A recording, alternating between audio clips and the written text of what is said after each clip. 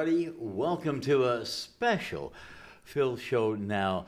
We're going to meet somebody we already have before, a local boy who you won't believe led the nation's largest raid.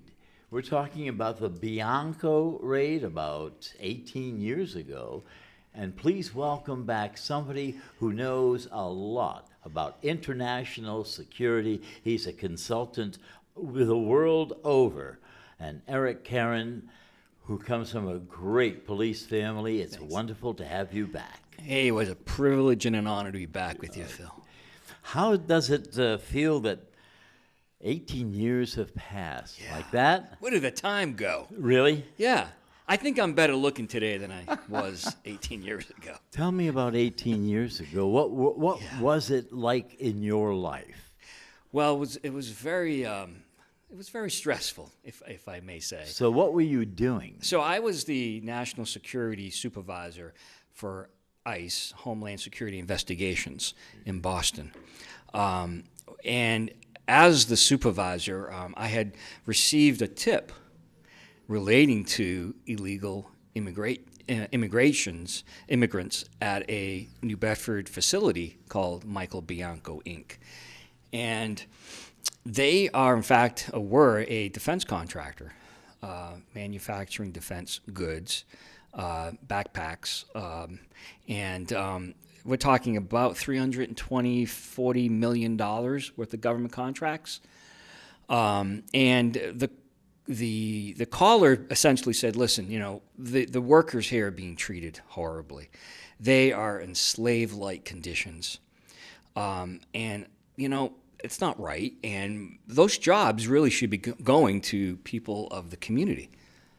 And so I looked at it initially, gave it a look, and after looking at it, opened a case and was able to speak to the caller, identify who that person was, and he or she cooperated. And it turned out to be about a year investigation. We inserted an undercover agent. What did you find out? That it was slave-like conditions inside this facility. Isn't this ironic? You are portrayed, you being the law enforcement, as the bad guy. Yeah. Isn't this interesting? Yeah. At least in the media. Of course. And unfortunately... And what you're saying is just the opposite, that you aren't the bad guys, you're the good guys. Yeah. Well, now, how do you convince a country that already has adopted this other philosophy? Was that something that was an agenda in the press, do you think? Well, I think Winston Churchill said it best, Phil. A lie gets halfway around the world before the truth has a chance to put its pants on. I like that. And so what, we found, we thought it was a very successful raid, and we believed it was. I mean, we criminally arrested the owner for knowingly hiring and harboring illegal aliens. He met with an undercover agent and essentially admitted to that, and some of his managers as well. So they were criminally arrested, and the illegal aliens inside the facility, approximately 50% men, 50% women. Some people want to say it was mostly women when that was not the case. Mm-hmm. And some of these people were previously arrested and deported, came back. Some of them had lengthy criminal records. And so we executed the operation about 18 years ago, as you said, and we thought it was a great case. And until the advocacy groups, the media, and many of the politicians, from the mayor at the time to elected officials at the state and federal level, Kennedy and Kerry, as well as the governor, all demonized the men and women of law enforcement for essentially enforcing the laws that they put into place. And in preparation, I did my book called Switched On, The Heart and Mind of a Special Agent, and it's dedicated to all Leos, all men and women of law enforcement. And in my book, in preparing my book, doing some research, I came across a document from the Carnegie Corporation that basically showed how the advocacy groups colluded with media and the politicians, and how they did it. It was their game plan, basically, in black and white. It's a 15-page document. I have it on my website, Switched On Life. You can scroll down and you'll see that document. But it's a glimpse into how the media and the politicians and the Massachusetts Immigration Advocacy Group all kind of colluding together to demonize the men and women of law enforcement, and that's unfortunate. Hold that thought. Wow. You see, folks, we'll be right back. Don't go away. More of this amazing discussion in a minute. But first, please like, follow, and share The Phil Show now. Thank you so much. Let me thank the good folks at iGreen Landscape, your one-stop solution for your residential and commercial property management. Whether it's snowing or whether you're mowing, let Team iGreen handle your landscape and hardscape year-round. From spring cleanups to commercial snow management, I recommend the good folks at iGreen Landscape. Call for your complimentary consultation today. Hello, welcome back. If you haven't been with us to meet Eric Caron, folks, we have a very extraordinary law enforcement agent who has a more extraordinary story about the nation's largest raid, In a single location. In a single location under your name. And in a location that was very near where you grew up as a child. How was that flip-flop? How did you... what happened? Well, I mean, you how did you feel? I was, part of me was proud, if you will, that myself and the men and women of law enforcement were able to successfully execute this raid. And just for the record, another person from New Bedford was, I'll call him the Bill Belichick. Bruce Folkart was the special agent in charge. And I guess I could refer to myself as Tom Brady, where I was kind of executing the plan, if you will, with Bruce. But Bruce grew up in the South End as well. So he had two New Bedford boys, if you will, who came together years later and successfully executed. It was a national security case. I mean, people have to understand immigration enforcement. They think it's immigration enforcement. It's just relating to migrants who are, picking crops, and it's not. This is immigration enforcement is national security, full stop, period. Where are we today in terms of that very issue? Well, I don't think I don't think we've improved much in the last 18 years relating to immigration enforcement and the need for our elected officials to understand the importance of it. Phil, let me ask you a question. Yeah. You have a front door. I do. On your home? Yeah. And you have a back door? I do. You do. And when people want to come to your home, including your family members, mm-hmm. they're supposed to knock, correct? They never knock. and then so you don't let them in. and so even the police, if you will, the police want to come to your house, and unless they have a search warrant, they have to knock. Right. And ask permission to come into your home. My point is this. My point is we've allowed, our elected officials have basically imported international criminals and some terrorists, known or unknown terrorists, to our country. And they put them in your home. How so? Well, we know the last 4 years under the Biden administration, what has happened. We know that there's over 21 plus million gotaways that have entered America. And we know that the Biden administration were actually flying illegal aliens into our country without being properly vetted and placing them in communities throughout Massachusetts and throughout America. I mean, right now, there's probably there's about a good guesstimate right now, there's about 50,000 illegal aliens in the South Coast, New Bedford, Fall River area. Wow.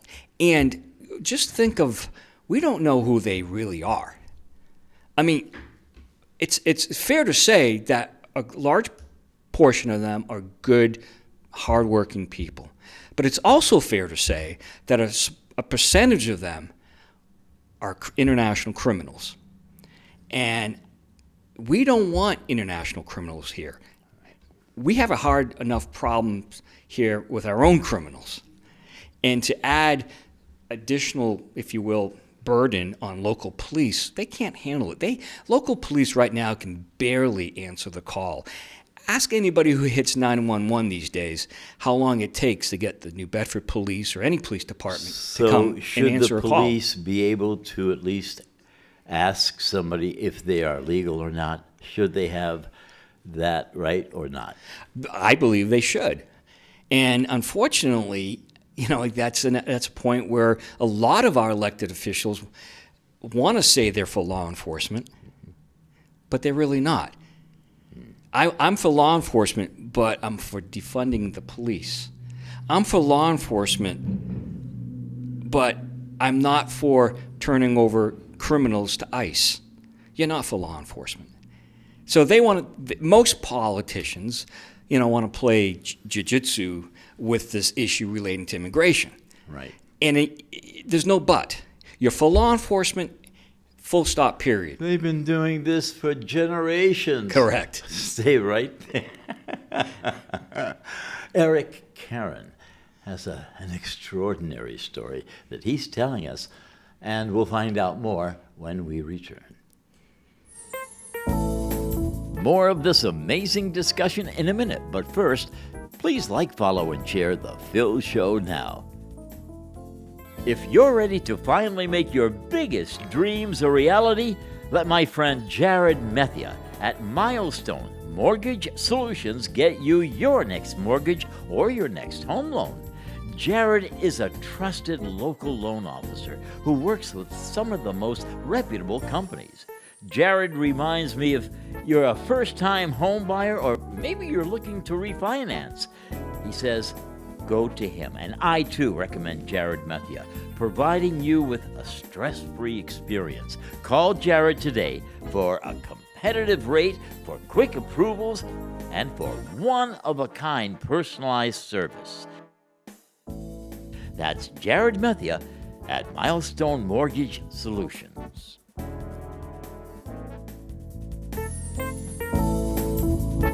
You can now watch The Phil Show whenever you'd like. Like, follow, and share The Phil Show now. And catch us wherever you catch your favorite podcasts.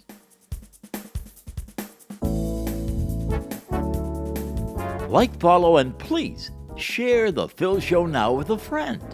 The Phil Show now. Yes, indeed. Please, that's great advice. Welcome back. Eric Caron is with us, who is not only an international consultant about security, grew up in New Bedford, Massachusetts, came back to become one of the leaders of the nation's biggest raid in one location. From that neighborhood, on that day, my God. What was going through your head? No. What was going through your heart? The heart and mind of a special agent. Were they separated? Because the mind had to do one thing, but the heart, I'm sure, had some attachments. Of course. I mean, my dad really taught me the importance of having a strong heart, a strong mind, a strong body, all right, heart, including soul. And so having the heart, the mind, body, and soul strengthened really got me through this case and really was helpful in successfully executing this case. I mean, you have to remember we're talking hundreds of personnel involved in this operation, up to like 500 plus personnel. That's a lot. That is a lot. I mean, and that's a probably conservative number. I don't have them right in front of me, because you have to remember we had multiple search warrants going on. We had to process the illegal aliens and determine who should stay, who should go, depending on their status and how they entered America. There was a lot going on. I mean, and we had about 5 vehicles that were lined up and came into the facility. And yet you kept this somewhat secretive. Yeah, we were, and again, we were, collectively, we were successful. And we had briefed all the politicians. We briefed the mayor at the time, and we briefed the governor, and we briefed... What did you say? Essentially, without informing them of the target per se, because this was a grand jury investigation. We were prohibited to disclose certain details of about the target, but we were able to, in general, tell them that this was going to be a large operation that involved an individual in the city of New Bedford who was knowingly hiring hundreds of illegal aliens. And at any given time, the numbers were staggering. Wow. Over 400 inside this facility. And so all the local politicians were briefed, and as well as the federal delegation was briefed as well the morning of. But those who were briefed prior, Governor Deval Patrick and others at the time, there were some others who were briefed, denied that they knew that this case was imminent.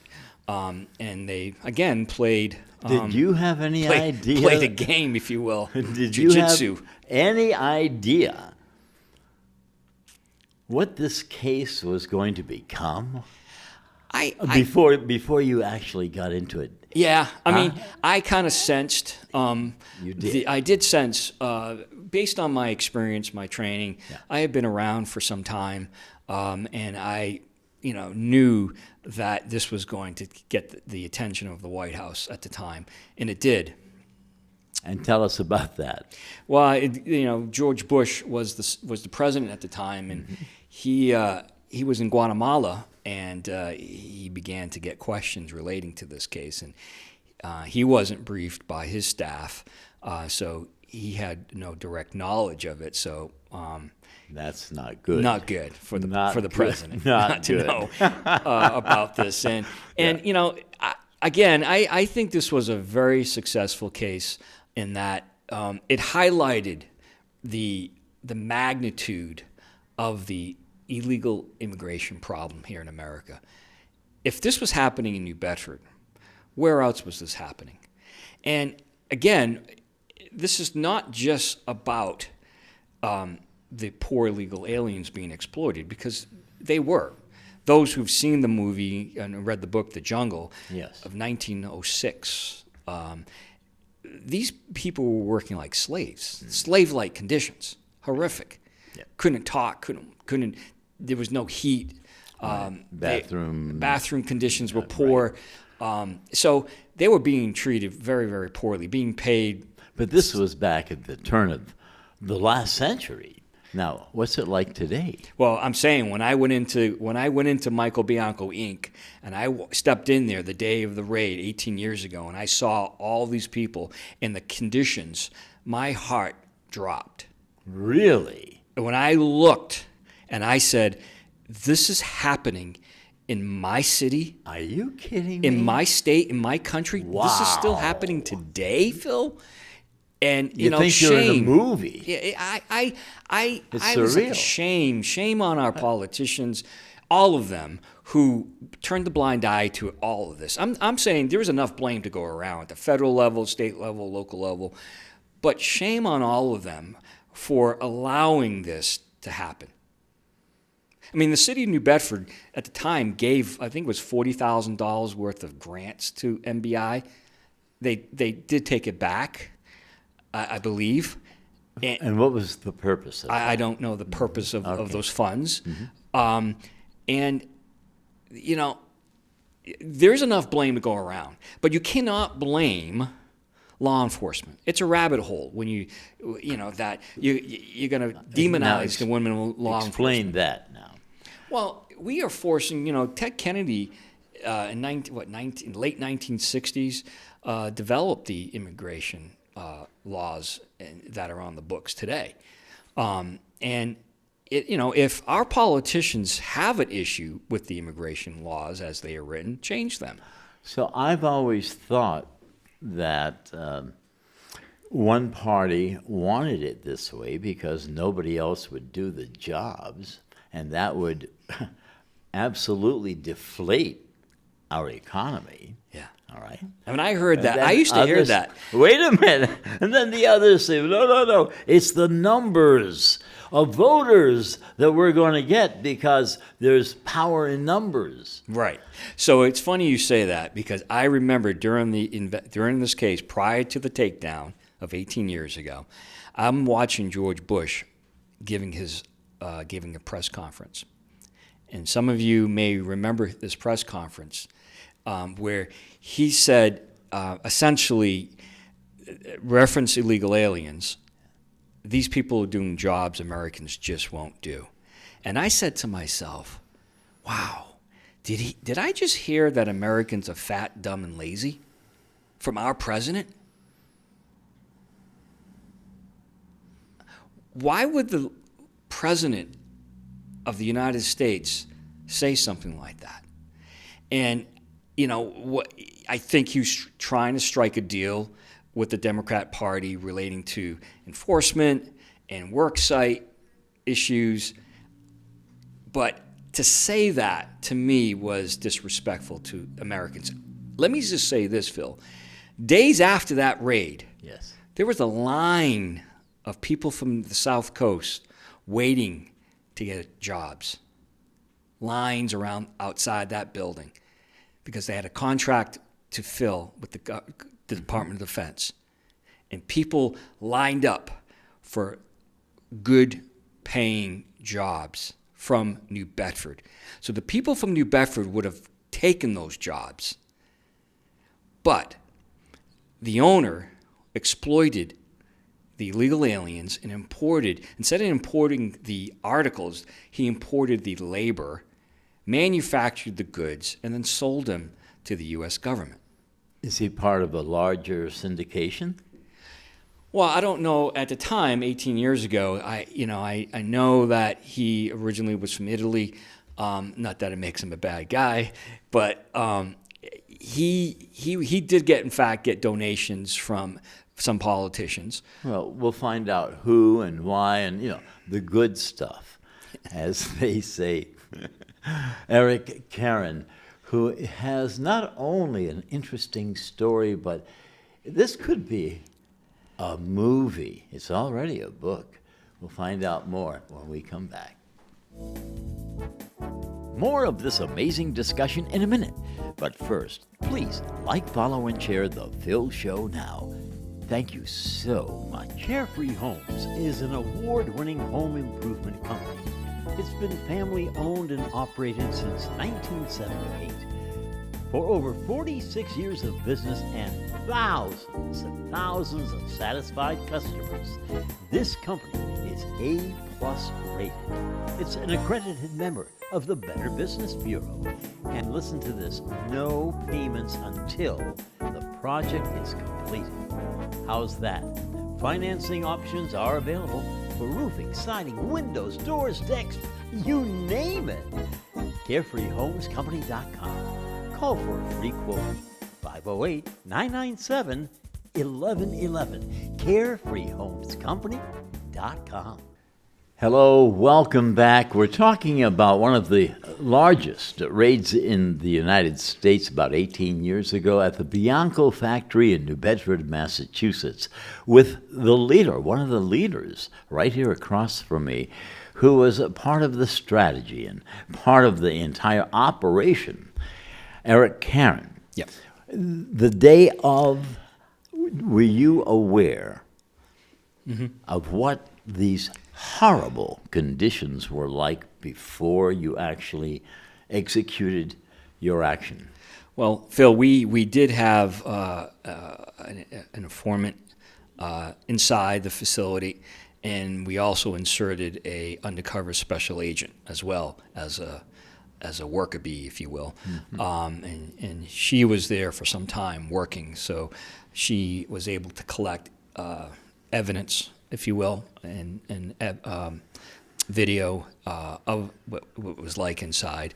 And so I had a sense, of course, what we were going to find when we went in. But even with that intelligence, I was still, my conscience was still shocked when I walked in and saw the conditions for myself. And again, I said... What did you see? Well, I saw these people working with jackets on, no heat in the building. Again, knowing that they weren't able to talk. It was like attending a funeral, if you will, inside this facility. A lot of noise? No, they weren't able to speak. No, I know, but with the machines. Machines, some, of course, but you know, and then when I walked in, of course, and we made our presence known, they all stopped and looked up, and big eyes, of course, and some of them started to run, and we asked them not to run, and we wanted to, of course, execute what we had was a search warrant as well, and but some of them did fight, if you will, but most of them were compliant, thank God. And you say that. So had they all unified and gone against you, do you think this would have turned out differently? Yeah, well, it could have been. I mean, we were prepared. Wow. Very few people know that New Bedford Police was very helpful at the time. I'm not sure if they would be helpful today under this leadership, unfortunately. The mayor at the time, Scott Lang, and the New Bedford Police Department was helpful, actually, in executing the raid. Ron Teachman and Paul Oliveira, who's now the chief of police, were very helpful, actually. And Paul came through the door with me that day, and we actually had the New Bedford SWAT team standing by in case we needed them. We had them off about a half mile away, hidden, in case we needed them. And very few people know what I just said, that the SWAT team was on standby to assist. About how many employees or whatever you call your people did you have under your command? We had, that day, we had several hundred. I think we had about 250 people, agents, local, state, and federal, from different agencies, helping us execute the warrants and the administrative arrests of the illegal aliens. And some people might say that we did it haphazardly and it wasn't well planned. Well, you're reading my mind. That's exactly what I'm going to ask you when we come back. It is a time to remember, time to reflect, and time to get the story right from one of the agents who executed this raid, Eric Caron. An honor to have him with us, and we'll be right back. Cottage Street Motors in New Bedford has been a vital business in the area. And part of the reason people love Cottage Street Motors is because they are part of the community. They keep things simple. On the car lot, they do things the old-fashioned way. And if you need auto financing, no sweat. They are their own bank. They have been serving the area for decades, I trust them, and I hope you will too. Or at least give them a call. Check things out at Cottage Street Motors. I highly recommend them. Welcome back. Before this important break we just took, you asked a very important question. Eric Caron, can you tell us word per word what that was and what it meant to the operation of the Bianco raid? Relating to the operation plan? Yes. Well, I want people to understand that this was a well-executed, well-thought-out plan. Some in the media and some politicians would like to demonize the men and women of law enforcement that day and say that it wasn't well planned and well executed. Was it haphazard? Well, no. I mean, I think the book in front of you that I've brought to you today, that very few people have seen, demonstrates the amount of planning that went into this case, and the command post that was established and the execution plans at MBI and other search warrants that were executed and the personnel involved. And we were mindful of the fact that there could be children affected by it. We had social services standing by. Well, we heard some horror stories that the children were ripped apart. Remember the poster? Yeah. There was a poster that, if you were watching this poster, you'd say, holy mackerel, this is awful. Yeah. Well, yeah, I mean, I think, there were articles in the Washington Post and the New York Times. Was it true, though? No, I mean, here's the real truth. I mean, the fact of the matter is John Kerry and Kennedy and others were alleging that babies were ripped from mothers' breasts and the babies were dehydrated and brought to New Bedford Hospital, the St. Luke's Hospital here in New Bedford. We could never find a baby that was brought to St. Luke's Hospital. That was untrue. And the fact of the matter is, what else was not accurate? Well, I mean, they made allegations that women were being abused and assaulted by ICE officers. On and babies left home alone. It just went on and on. Yes. But again, it was all to undermine and demonize the men and women who were just executing the laws that our politicians have put into place. How did all these people come here? Well, they came, planes, trains, and automobiles all over, and mostly from South America, but they were smuggled in. I mean, and many of them were smuggled in and found their way to New Bedford because it's a magnet. Do you think there's a lot of the activity that's going on in the Southwest and below also happening in the North? Sure. You think? Well, yes, there's 328 ports of entry into America. They all have to be secure, and they're all, and bad guys go where it's soft, right?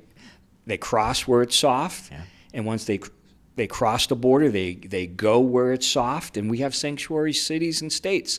Right. Some officially, some unofficially. New Bedford's essentially unofficially a sanctuary city. Nobody wants to say that. In the state, the same. The state of Massachusetts is the same, and we've seen what's happening. We're talking billions of dollars being spent on illegal aliens.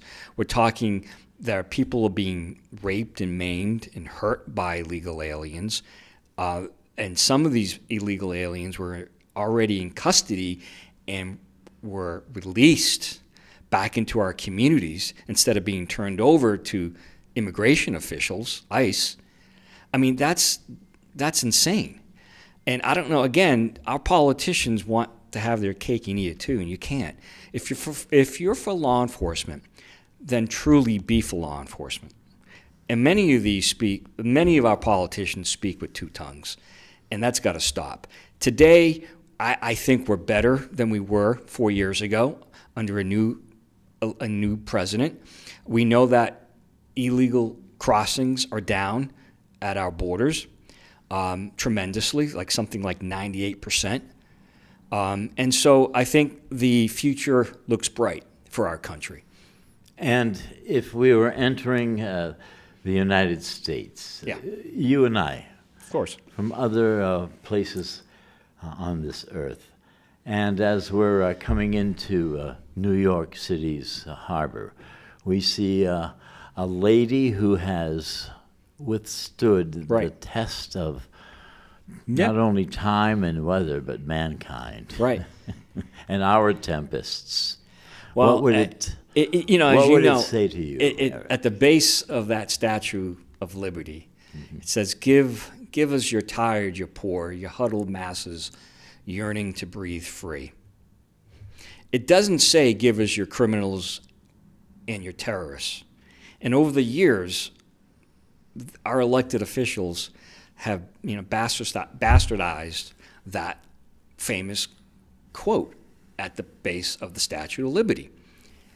It doesn't say give us everyone, including criminals who have no value but to maim and kill here in America.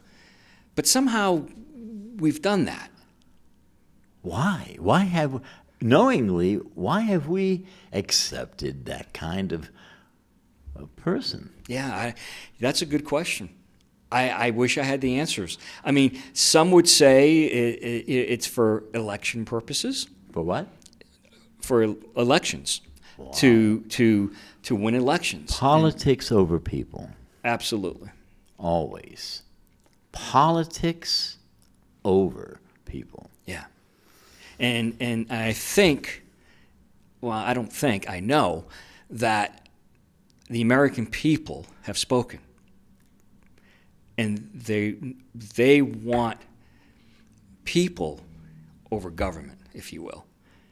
And they've elected a new president who understands that his number one job is to keep us safe. You can't have trade and international travel and banking if you don't have security. So the current president understands that his number one job is to keep us safe.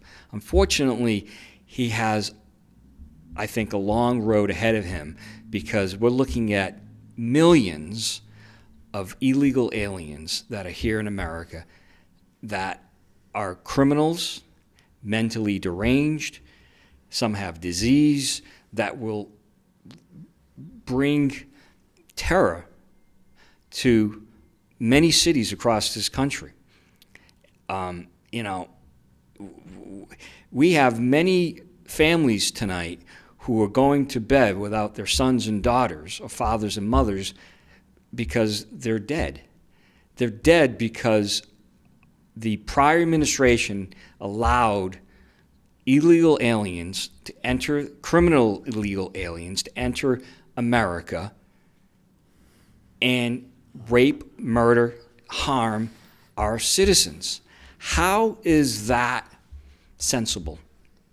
It's not. And so that's why Donald Trump, our new president, like him or hate him, was elected. And he won the popular vote. He swept all the swing states. We knew something told our hearts this was our time to either take back our country or lose it forever. And in many ways, I thank God. Yeah. And I thank you. And I thank God for you, Eric Caron. What a tremendously interesting story you have. Thank you. Everything that you have accomplished. What philosophy do you live by? Well, I think to live a switched-on life, to be able to make good decisions in life, we have to make about 30,000 decisions every day from the moment we wake up. And how do we make good decisions? By living a switched-on life. And what does that mean? That means strengthening the mind body and soul every day so we make the right decision. Even in darkness, we still see a path to greatness if we're living the switched on life, and that's how I've lived. What an inspiration. Thank you. Thank you, Phil. Eric Caron, ladies and gentlemen, and thank you so very, very much. Watching The Phil Show now.